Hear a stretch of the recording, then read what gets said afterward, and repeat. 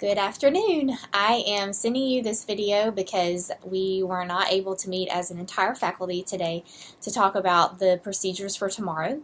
So I'm going to outline the procedures for our first day with students, and then I'm going to give you a teacher to-do list, and I will be emailing you all of these notes so that you can go back and look at it. You can even print it out if you need that.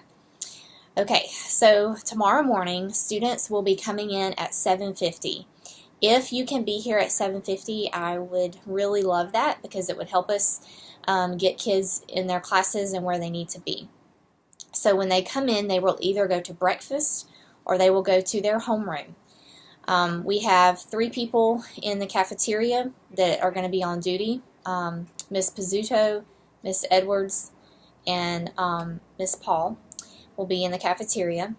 And then we will have several people on the car rider line getting kids out of the car, and we're going to be asking them how they are getting home coming off the car rider line. And then as they come out of the car rider line or the bus line, we have about, let's see, 1, 2, 3, 4, 5 people who will have class lists that will be telling students where to go in case they don't know where to go. If they are skipping breakfast and going straight to class, we'll tell them where to go, and then they will go to that hallway, and there will be people stationed in the hallway to help them get to their classes. So I'm going to be sending this by email, so please check and make sure if your name is on here. If you are a homeroom teacher, you will be in your room. So you'll be waiting for kids to come in. You need to be in there by 7:50 if at all possible. Now, for the checklist of things to remember. Number 1, check your box in the morning for a brand new roster. Miss Evans is going to put a new roster in there. Number 2, check your roll. That's going to be the first thing once kids start coming in. Check your roll. And I'm going to send you a document that says 7-day procedures or 7-day count procedures. And this tells you how you should do your roll. This is very important to read. Basically, if they are not here, then you're going to mark no-show. And then it gives procedures from there on out. The next thing is determine how each student is getting home. And you can fill out this on the form electronically, or you can print the form and write it down. And then we will have Miss Edwards and Mr. Alexander probably coming around to pick that up so that we can figure out how these kids are getting home if they don't know. This is really important. So first thing is get your list out of your box, check your roll, do the 7-day count, and then figure out how they're getting home. After that, you can take up paperwork, you can take up money, log it onto the checklist that I'm also attaching. It was in your box, but I'm going to attach it again electronically in case you need that. Go through your own classroom procedures tomorrow. And this is really important. I want to stress this because I don't think I stressed it enough the other day. Please take the time to go through your rules and your expectations for your class. Have them practice everything. Have them practice how to pass out papers, how to what they need to do when they sharpen a pencil. Every single bit of it they need to practice. You can even take your kids out into the hallway to show them the correct way to walk in the hallway, the correct way to stand in line when they're waiting for the bathroom, the cafeteria. You can bring them in the cafeteria and walk them through the line if you want to. But this is super important. Please do not jump right into your content tomorrow. And really, you need to take time to talk about that every day this week. Even if it's for a shorter amount of time, hit it again and again and again. This is very important to the success of your classroom individually and for the school as a whole. I will be talking to each set of classes when they go to specials. We're going to put the computer lab and PE classes together. So if it's 4th grade, both of those 4th grade classes will be at PE together, and I'm going to talk to them about a couple of things.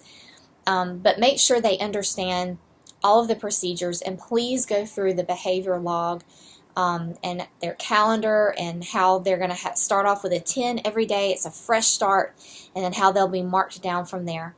Please go through this in detail and mention it every day this week. It's super important. Let's see, what else? Follow the schedule like normal tomorrow. You're going to go to specials like normal. You're going to go to lunch at that normal time. You can take them out for recess. We want everything to function like a normal day. Here are some other notes. Okay, so this is separate than just tomorrow. This is just kind of upcoming things. We will have a fire drill this Friday, August the 18th. I will not tell you what time, but go ahead and prep your kids for that. We will be hopefully testing your kids 3rd through 6th grade on the LEAP 360 diagnostic test. This is taking the place of Discovery Ed. If we are able to do it this week, we're going to utilize the Chromebook carts so that 5th and 6th grade teachers will each have a cart for this test. After that, after we're done with testing, then we will distribute the carts to the grade levels, as I had mentioned before. If you have any questions about that, let me know. We're going to work out a really good system for you to keep track of those laptops and all of those things. Look at the dismissal process that is in your email. We changed a couple of things to try to help the transition go a little bit smoother. By the way, the bell schedule may be a little bit off. I'm going to try to get it fixed soon, so if we have to make an announcement at the end of the day, just be prepared for that. We are going to get through these little bumps in the schedule, but just so you know, you may hear an announcement instead of a bell tomorrow. If you have not turned in your sign-in sheets from open house, please do that. Also, your scorecards from the PD week, please turn that in to me. Also, make sure every child has that behavior calendar in their folder.